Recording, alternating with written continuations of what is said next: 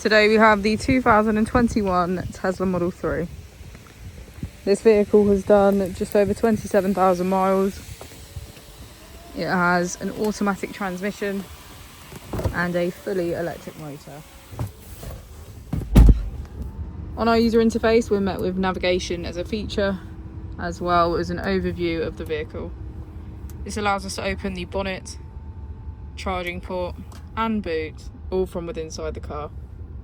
If we click on our Tesla icon in the bottom right, we can access our controls, dynamics, charging, autopilot, schedule, safety, service and software.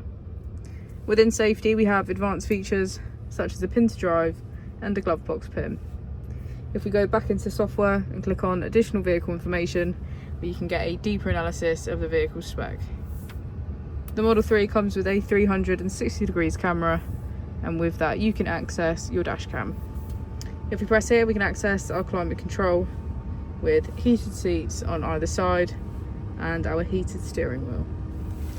As we go into the back of the vehicle, you can see that it has a white and black contrast interior and get a good view of our panoramic roof.